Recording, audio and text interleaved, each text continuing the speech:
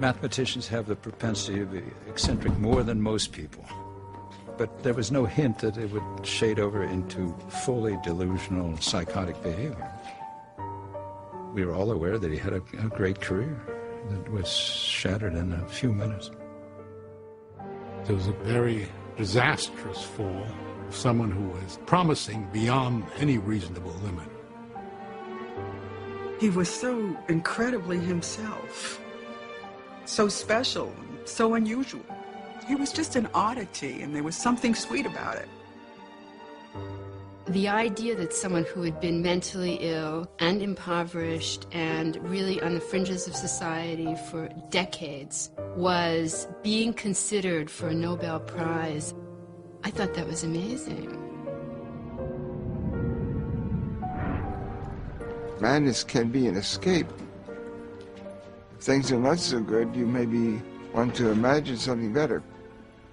In madness, I thought I was the most important person of the world.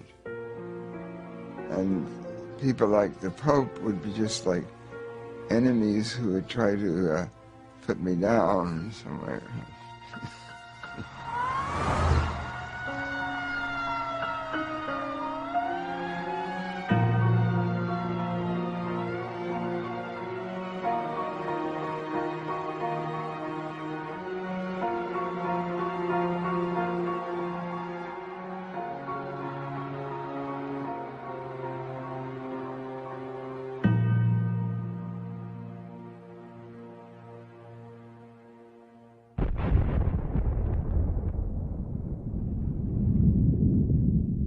In September 1949, the world learned that the Soviet Union had joined the United States as a nuclear power. The shocking news intensified fears in the U.S. and put a premium on mathematicians. Mathematicians had helped win World War II. Now there was hope they could protect America's strategic edge. Princeton University boasted the most elite math department in the world. Each of its graduate students was hand-picked. That year, one stood out. A 20-year-old from West Virginia named John Forbes Nash. These young mathematicians were all pretty cocky, but he towered over them in arrogance and confidence and also in eccentricity. John Nash was always an entity unto himself. When John walked into the room, you knew that John walked into the room. I think he thought of himself as superior, intellectually, mathematically superior. We thought highly of ourselves and each other, but with John it was double. John was just very clearly above it. Nash rarely attended class, claiming it would blunt his originality. He was obsessed with making a name for himself and was always on the hunt for problems that had defeated other mathematicians. There is something of that in my approach to mathematics. I have tended to think that the thing to do is to get away from what other people are doing and not to follow directly in anyone's recent work. He didn't study anything. He didn't assimilate other people's work. What he did was to try to find his own way of solving very difficult problems. And he thought he had the talent to fulfill these ambitions of being the world's greatest mathematician. Nash soon acquired a reputation for being both brilliant and odd. In the quadrangle, he rode a bicycle in figure eights, over and over, and paced the hallways obsessively whistling Bach's Little Fugue. Fine Hall is where the mathematicians met. I went there, and I looked around. I knew a number of the people, but I didn't know them all. And I thought, this is the strangest group of people in the world. Not only was Nash not an exception to that, but I think he was quite far off the chart. He obviously irritated some people by but I think they regarded it as extremely eccentric behavior.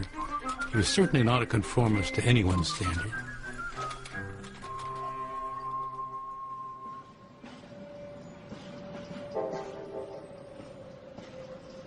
Even as a boy growing up in Bluefield, West Virginia, deep in the Appalachian Mountains, John Nash stood out.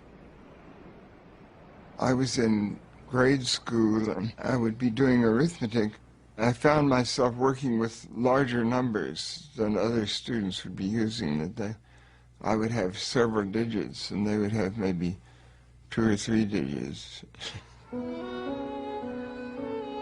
One time, one of the teachers said he couldn't do the math. This is like 4th grade. And my mother laughed because it was obviously, the point was he was doing it differently. I think my parents always knew that John was bright. His father, John Sr., was an electrical engineer. His mother, Virginia, a former teacher, tutored John at home and had him skip a grade in school. One time someone suggested that I was a prodigy. Another time it was suggested that I should be called Bug Brains because I had ideas that were sort of buggy or not perfectly sound. He took his share of abuse from certain groups, the brain working a little bit faster than anybody else's, so everybody else felt like they had to ridicule it a little bit. His senior year in high school, John won a Westinghouse scholarship, one of only 10 awarded nationally. 3 years later, he graduated from Carnegie Institute of Technology with a master's degree in math. His advisor wrote him a 1-sentence recommendation. This man is a genius.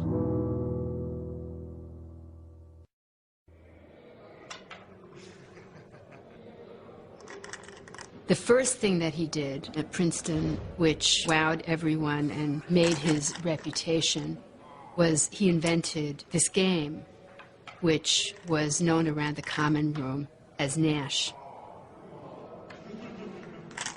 Nash's deceptively simple game of strategy swept the math department. Before long, he applied his interest in games to a new field of mathematics called game theory. Game theory attempted to explain the dynamics of human conflict by analyzing strategies used in games. Nash was interested in everything in mathematics, but what he was really interested in were the big problems. At that moment in time, game theory was the sexy, glamorous field. If you wanted to make a splash, it was a good place to be. Just a year after arriving at Princeton, he began work on an idea that challenged the conventional thinking in game theory. Classical game theory was basically 2 people playing against each other, 2-person game, in which if one person wins, the other person loses. Suppose you have many players. Game theory got into a phase that people couldn't really deal with it. They didn't know how to state the problem. If we could make a theoretical model that would answer questions of why do you bluff in poker? Why would you bet when you have a low hand? Why would you fail to bet if you have a high hand? If we could analyze things like that, then we could handle real-life problems in economics, in business, in politics. He had that vision. Nash's insight was another deceptively simple one. He proved that in every game there is a best strategy for each player, given the strategies chosen by the other players. He called it the equilibrium point. In the spring of 1950, Nash presented his elegant proof. He was only 21. Years later, what became known as the Nash equilibrium would revolutionize economics. But when it was first completed, nobody recognized its potential, not even Nash.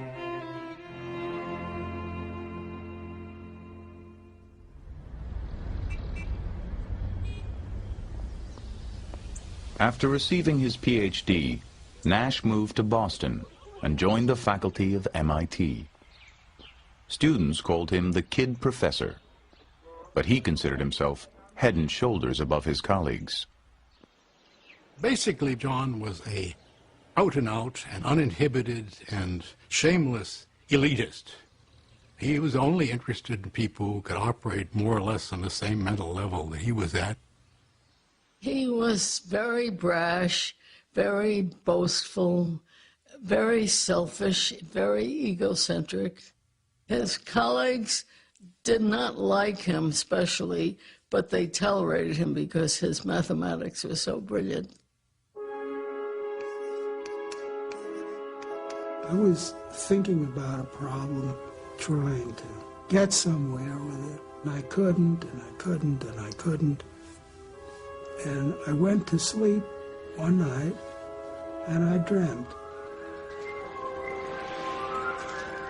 I did not dream directly of a solution to that problem. Rather, I dreamt that I met Nash, and I asked him the problem, and he told me the answer. When I did finally write the paper, I gave him credit.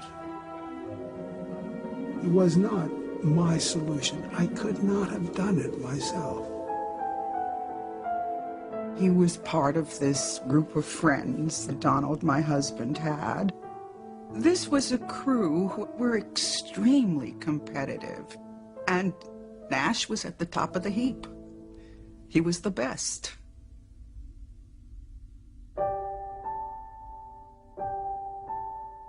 The following year, Nash began his first serious relationship. Eleanor Steer was a shy, compassionate nurse 5 years his senior.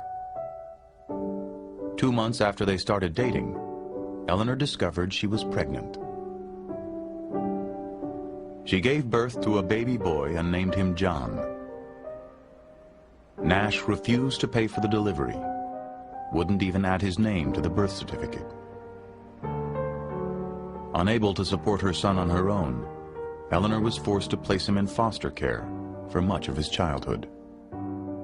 She was pretty hurt. She was very hurt. I think she was quite fond of my father. And things didn't happen the way she expected them to. The couple drifted apart. Nash kept the affair a secret.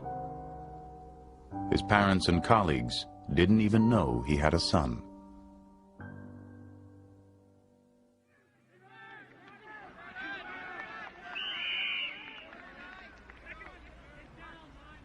Not long after breaking up with Eleanor, Nash met Alicia Larday, a 21-year-old from El Salvador and one of his students. A physics major, she was one of only 16 women in a class of 800 at MIT. She was an extremely attractive girl and not American, and I somehow think that that was significant, that she was not your ordinary college girl, that she had also come from a very different place. At the time, he was a little bit like the fair-haired boy of the math department. He was, I think, considered very young for his position, and he was very nice looking, you know. When she was younger, she wanted to be another Madame Curie. John's ambition was one of the things that attracted Alicia to him. She had that desire, and she transferred it to him.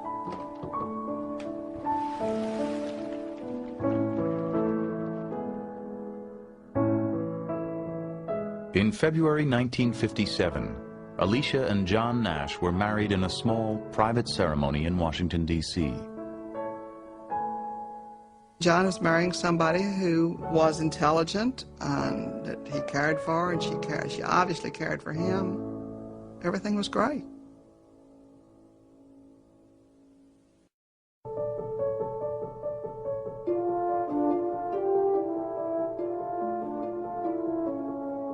Since arriving at MIT, Nash had solved a series of imposing problems in mathematics, ranging from algebraic geometry to partial differential equations. Unlike his work in game theory, these groundbreaking proofs dazzled the mathematical world. We would all be climbing the mountain being mathematical perfection. He had a different approach. We came up this way and he came this way. In July 1958, Fortune magazine featured him as one of the brightest stars in mathematics. He had just turned 30. For a mathematician, turning 30, it's a lot like for a ballet dancer or an athlete. Age is your enemy. By his own standards, Nash had fallen short. For a decade, he had pursued the Fields Medal, mathematics' highest honor. That year, he failed to win it again.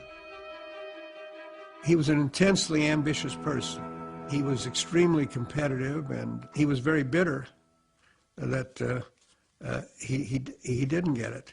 At the time, I had some recognition. I was making some progress professionally, but I wasn't really at the top. I didn't have top-level recognition. He threw himself into solving the Riemann hypothesis, the holy grail of mathematics. The work was mentally and physically exhausting, and ultimately proved futile. He began to worry that his best years were behind him. At the same time, he learned that Alicia was pregnant. A psychotic break is usually precipitated by some stressful experiences. Often these stressful experiences involve a demand that the person who becomes psychotic take on greater responsibility. Below his brash and confident surface, John Nash now hid another side of himself. One filled with anxiety, self-doubt, even fear. It would mark the beginning of a strange and tragic metamorphosis.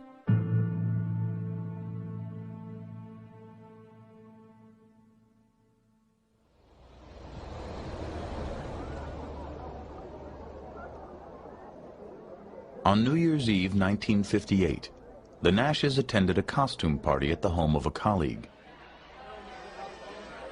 John went dressed as a baby. He wore a diaper and spent much of the night curled up in Alicia's lap.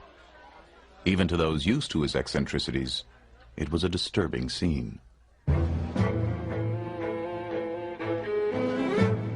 A few weeks later, Nash rushed into the common room at MIT and claimed that powers from outer space were sending him coded messages in the New York Times.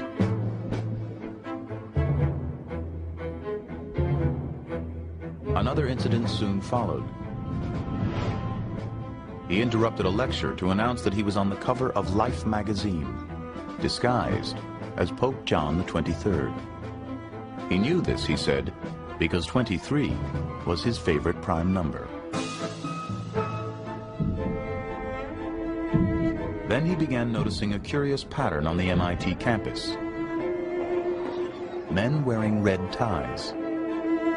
He was sure they were members of a secret communist organization. When the University of Chicago offered him a prestigious position, Nash turned it down. He was already scheduled, he said, to become Emperor of Antarctica.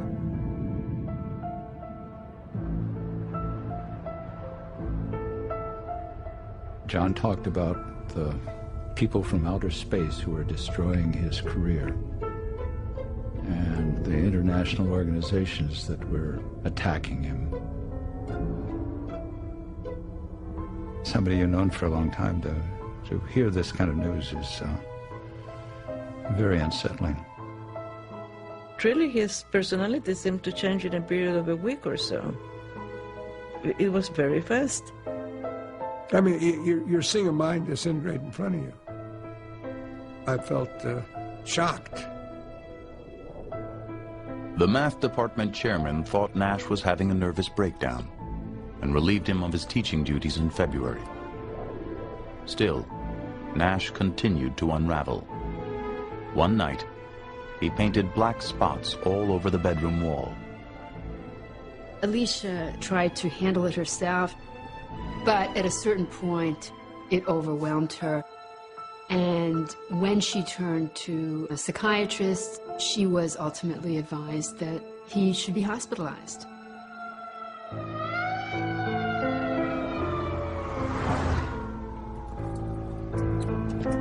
Here was this genius, and you were going to clap him into a hospital where God knows what might happen? I think it was very tough. I didn't feel that I belonged locked up. I never went voluntarily.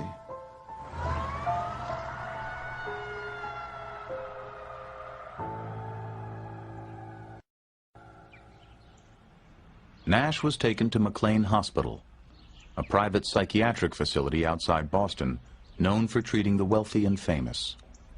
He was diagnosed with paranoid schizophrenia and given an injection of Thorazine to calm him down. His treatment consisted of psychoanalysis. The staff called him Professor. In those days, many doctors thought schizophrenia was related to problems in childhood, problems in mothering. They didn't know it was a real brain disease, and that people are born with a vulnerability to that brain disorder. Conventionally, we define it as a severe mental illness characterized by hallucinations, delusions, or peculiar forms of thinking. For example, a schizophrenic may feel that when he looks at you, he may believe that it's not himself who's looking at his own eyes. Somehow someone else is actually having his experiences. A delusional state of mind is like living a dream.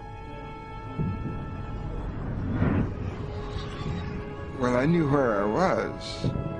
I was there in observation, but I was able to think that I was like a victim of a conspiracy.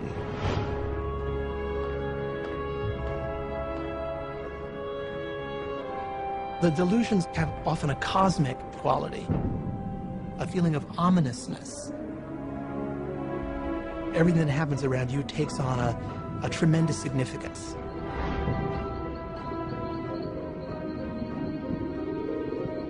In madness, I saw myself as some sort of a messenger having a special function. Like the Muslim concept with Muhammad, the messenger of Allah.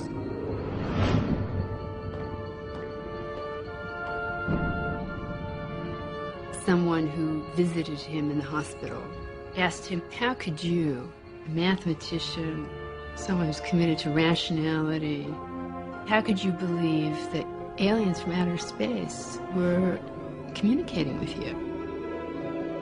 Nash's response was, these ideas came to me the same way my mathematical ideas did, so I believe them.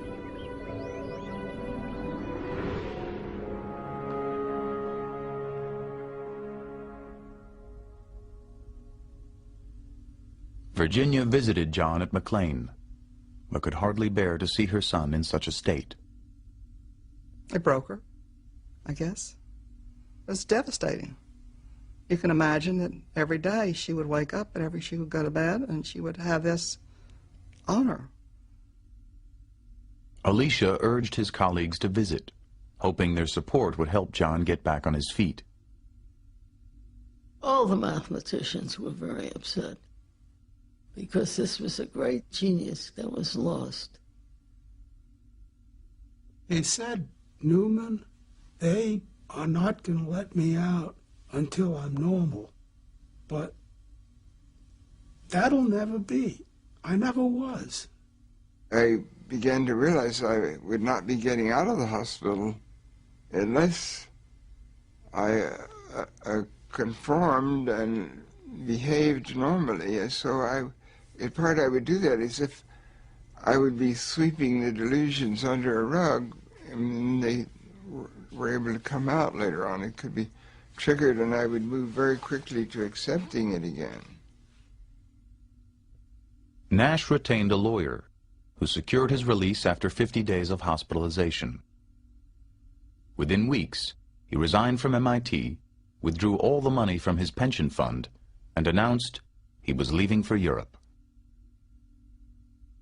Alicia, who had given birth while John was in McLean, felt she had no choice but to go with him. They left behind their newborn son with Alicia's mother.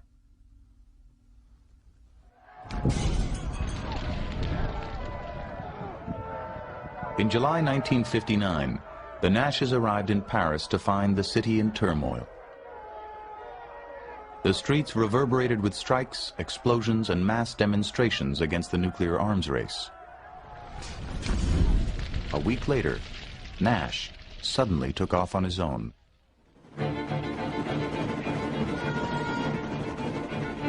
He went to Luxembourg and announced he wanted to give up his American citizenship. He was turned away.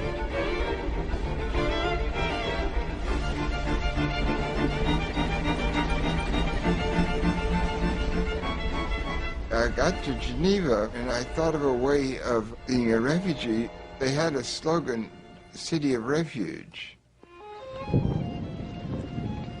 I envisioned a hidden world where the communists and the anti-communists were really the same. They were sort of schemers. And I had the idea that some of the people, like Eisenhower and the Pope and the powers that be, might be unsympathetic to me.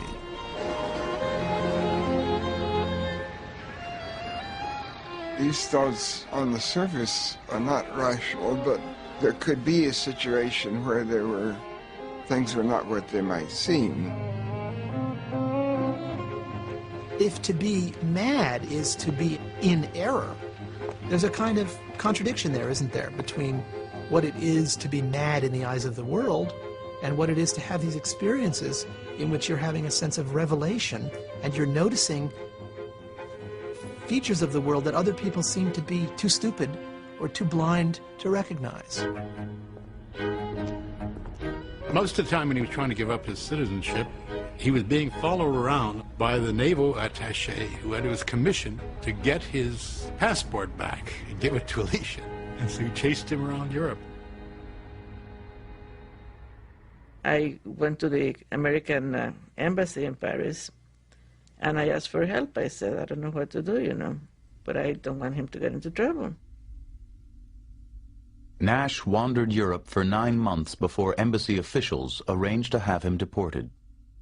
French police seized him and took him to the airport.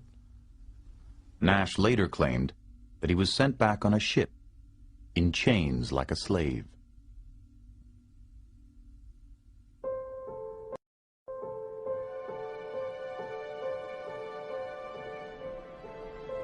The Nashes moved to Princeton. To support her family, Alicia took a job with the research division of RCA. She hoped that with the help of the math community, they could start over again. When John moved back to Princeton, we offered him work with no real heavy responsibilities, just to get him back into the society. And those efforts foundered when he refused to sign W-4 forms.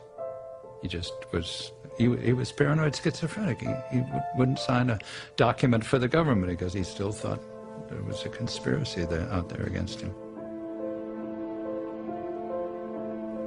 Nash was still in the grips of his illness.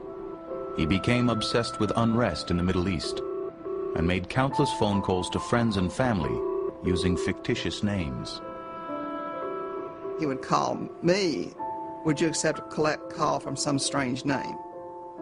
And I didn't, because I didn't want to validate that he was this other person. One day he showed up on campus covered with scratches and visibly terrified. Johann von Nassau has been a bad boy, he said. They're going to come and get me now.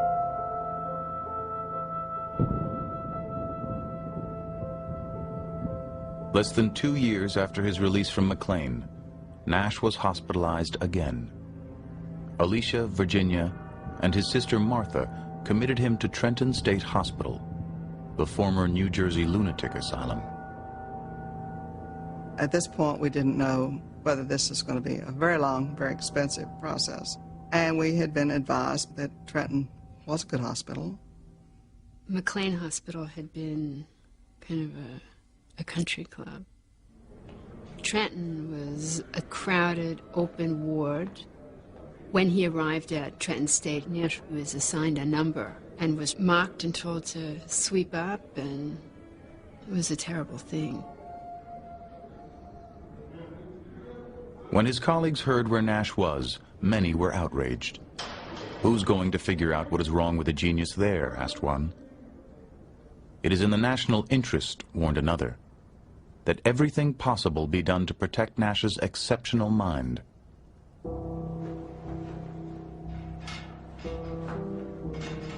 Trenton State was known for its aggressive treatments, including insulin coma therapy, which by 1961 had been phased out in all but a few hospitals.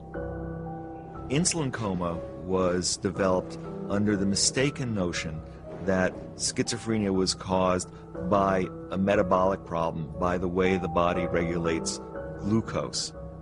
Insulin coma was one of the more popular and unfortunately one of the more notorious treatments in its day.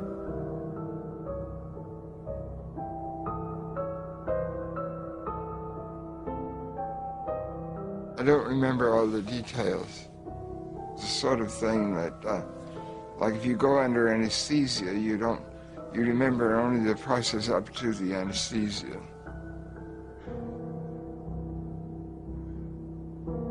A nurse would wake patients early in the morning and give them an injection of insulin. Their blood sugar would drop, and soon they would be comatose. Some patients would suffer spontaneous seizures. Insulin coma deliberately puts the body into total shock. This was done under supervised circumstances, because if you do that too aggressively, you can die.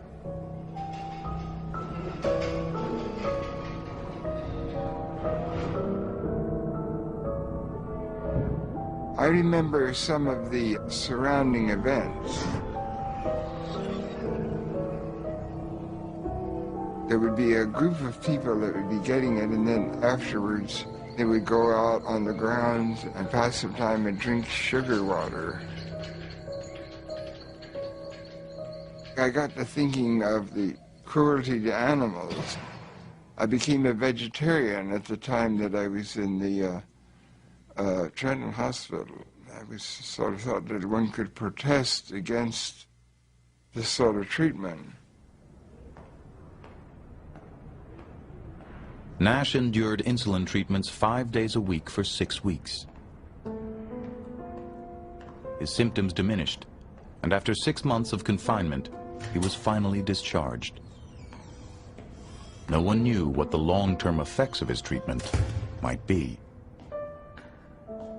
He came to visit us, and it was after this awful treatment, and he looked like he had been battered and through some devastating something, and spoke of it a little bit himself. And it was, it was kind of heartbreaking. He said these treatments that he had gone through had wiped out his early memory. So I think what he was doing, he was visiting me and different people to see if he could get his memory back.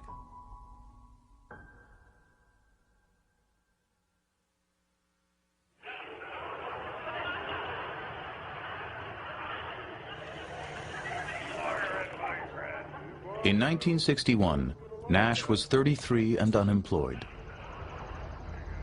Former Princeton colleagues secured him a research position, and he managed to publish a paper on fluid dynamics, his first piece of work in 4 years.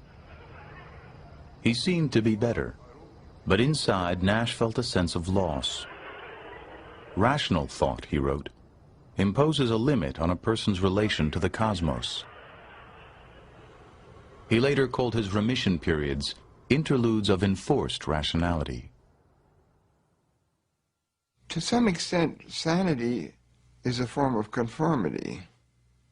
People are always selling the idea that people who have mental illness are suffering. But it's really not so simple. I think mental illness or madness can be an escape also. The following summer, he left for Europe alone, once again obsessed with asylum. Before long, friends and family began receiving letters and postcards.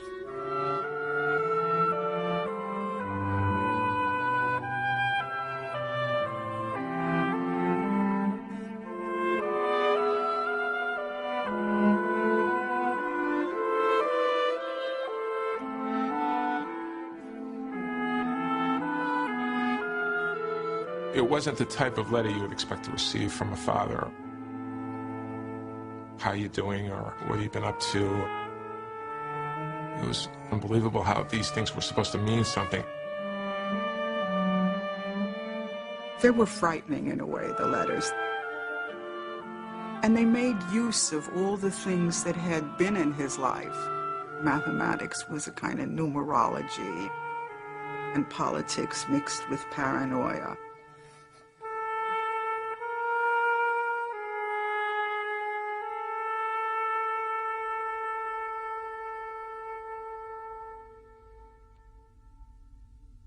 Distraught after 3 years of turmoil, Alicia filed for divorce in December 1962. Her complaint charged that Nash resented her for committing him and had deserted her without support.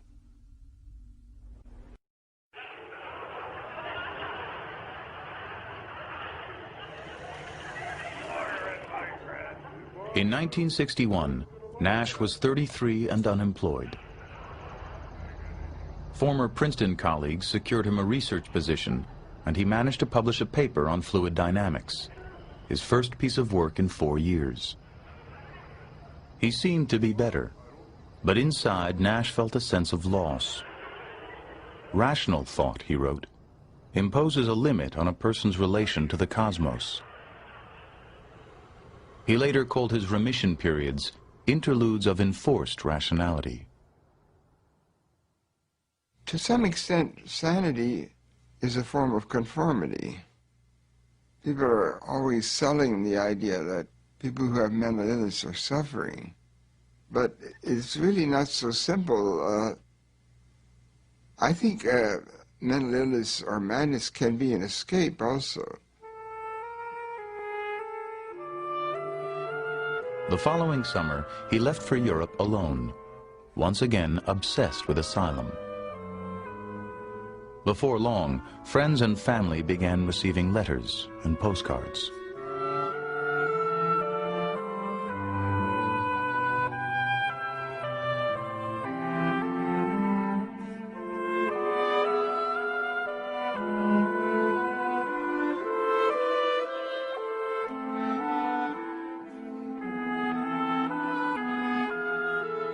It wasn't the type of letter you would expect to receive from a father.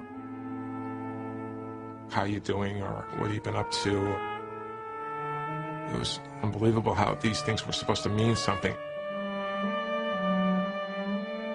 They were frightening in a way, the letters. And they made use of all the things that had been in his life. Mathematics was a kind of numerology, and politics mixed with paranoia.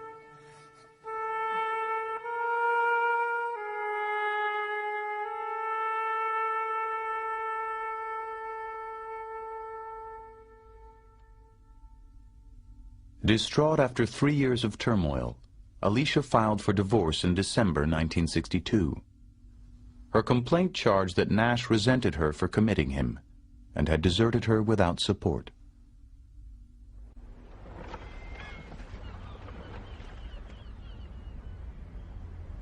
Mathematicians from MIT and Princeton found Nash an academic position in Boston. They got him an apartment and arranged for him to meet weekly with a psychiatrist who prescribed antipsychotic medication. Gradually, he seemed to improve. He was pretty sane, recalled a colleague. He was a much nicer person. The old ego stuff was gone. He began seeing Eleanor and their son John again. We had gotten into a pattern of going out every Saturday. I started to grow more fond of him as he was around more. And then he went, you know, as quickly as he came, so. Less than a year after moving to Boston, Nash stopped taking his medication, and his symptoms resurfaced. These medicines interfere with vitality, with drive, with thinking. So the price that many patients had to pay from being on these medicines was that they felt lifeless, like it takes away their soul. Well, he was afraid of anything that would alter the quality of his mind. And as anyone doesn't want to be forced to do something they don't want to do, or they don't choose to do. And John had always been very independent about what he chose to do. His delusions were now joined by a chorus of voices in his head.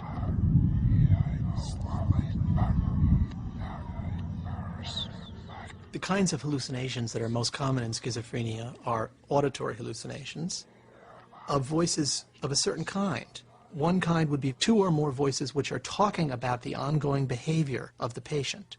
So if I were schizophrenic, I might hear, you know, John and Mary saying, okay, so why is Louis doing that now?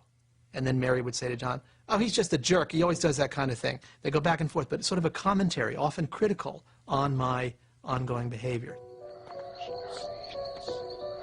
You're really talking to yourself.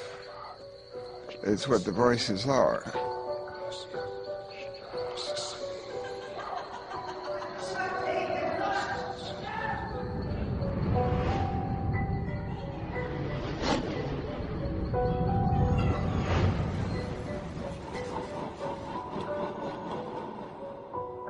He said he understood that there was something that went on between people that was alien to him.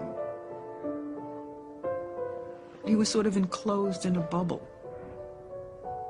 that he felt lonely.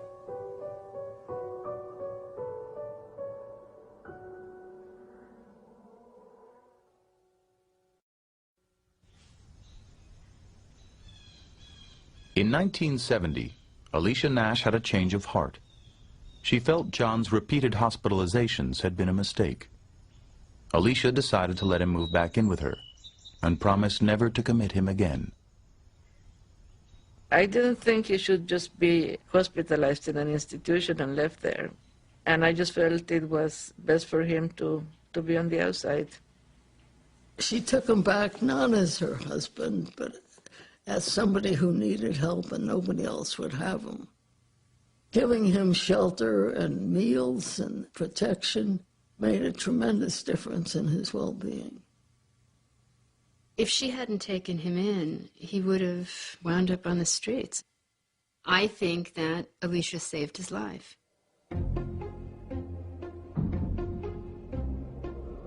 Princeton students began noticing a strange sight on campus. Entire blackboards filled with minutely written formulas and secret codes.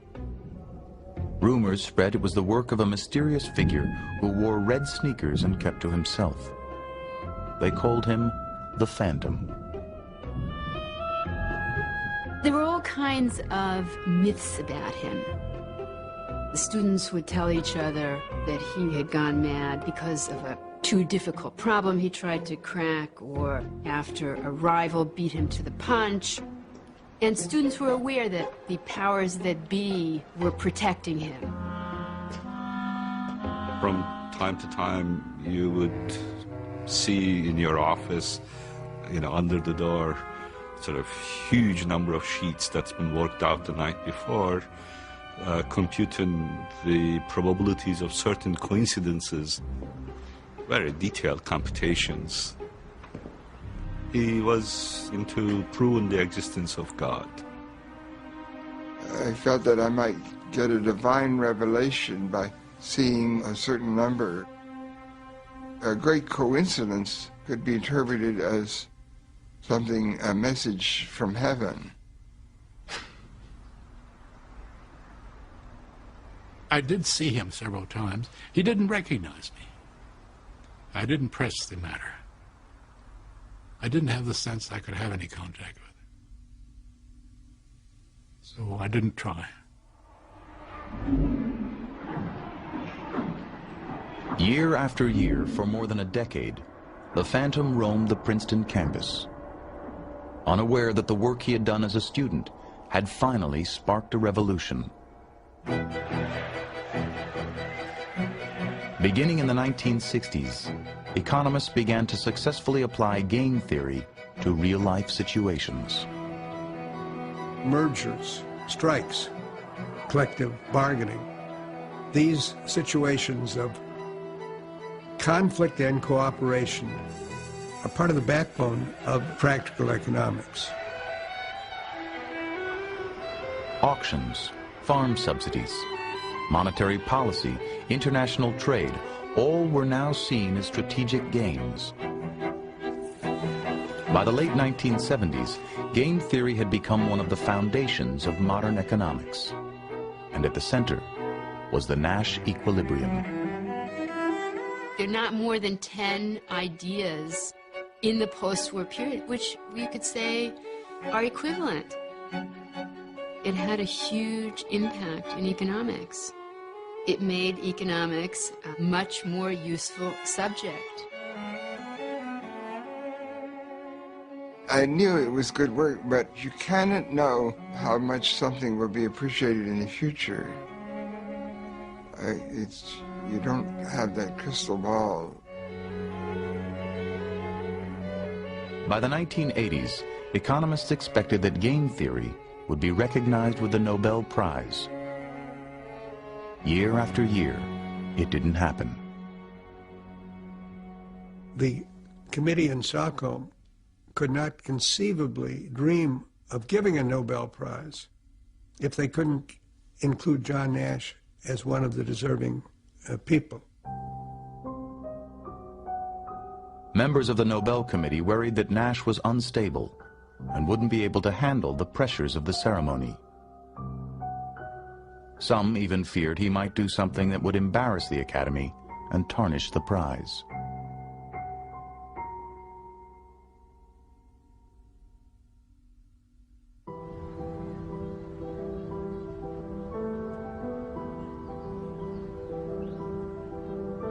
Beginning sometime in the 1980s, after 3 decades of struggling with mental illness, John Nash experienced his second transformation. I don't really remember the chronology very well. Exactly when I moved from one type of thinking to another. I began arguing with the concept of the voices, and ultimately I began rejecting them and deciding not to listen. His descent into madness had been sudden.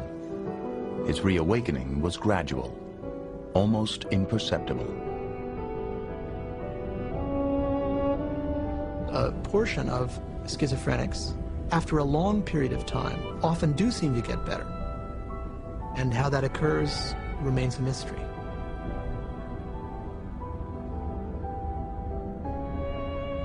Slowly, he became more engaged and lucid. Word of his remarkable recovery spread. Those around him assumed new antipsychotic drugs were helping. But Nash had stopped taking medication in 1970. I said, "John, how in the devil have you recovered?" He said, "I willed it. I decided I was going to think rationally." He has said that he more or less put his hallucinations aside, like a conscious decision. I mentioned that to somebody, and she said, "Well, why didn't he do it sooner?" The fact that people did not abandon him, that there were people who treated him like a human being, made it possible for him to re-emerge. This wonderful thing that happened to John could only happen in this little mathematical community that is very, very tolerant of certain aberrations and also at the same time incredibly admiring of gift or genius. That was what was important about Nash in that world, not that he was ill. 2 American professors and a German researcher have been awarded the Nobel Prize in Economics. The 3 winners of today's Nobel Prize played major roles in bringing the principles of game theory to economics. Princeton's John Nash was cited for developing what has become known as the Nash equilibrium, pioneering theory about the point at which conflicts get resolved. Under the theory, companies... My wife said, "John Nash? You don't think that's the John Nash that we know?" I didn't know John was still alive. I remember clearly, I heard it on the radio, and I said, "That's John." And I cried. All I could think was, I wish my parents could know this. On December 10th, 1994, at the age of 66, John Nash received the Nobel Prize in Stockholm. Dr. John Nash, your analysis of equilibrium non-cooperative games and all your other contributions to game theory have had a profound effect on the way economic theory has developed in the last 2 decades. I was delighted. I was absolutely ecstatic. And so was my wife. It was so wonderful. Jubilant. We danced around our kitchen. I mean, it was such a marvelous vindication that after all this time, this incredible acknowledgement, it was great.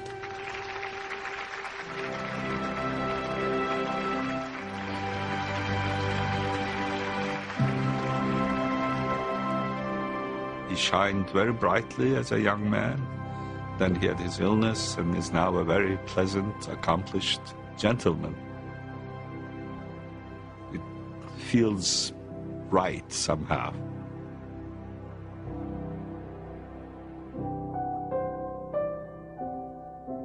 John Nash lives in Princeton with Alicia and their son Johnny, who is also a mathematician and suffers from schizophrenia. After a long estrangement, Nash has reconnected with his eldest son, John Steer.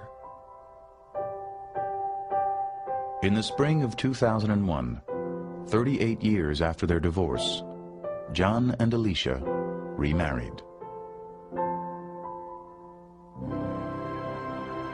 At Princeton, Nash has returned once again to his work in mathematics. I think it teaches us that we have to appreciate the particular talents of people who may be very eccentric and look at things in very peculiar ways. Those are often the people who will really have the most stunning insights. Here was someone who had been lost. I think that's the inspiration, that people can triumph over this disease. I think it's incredibly inspiring.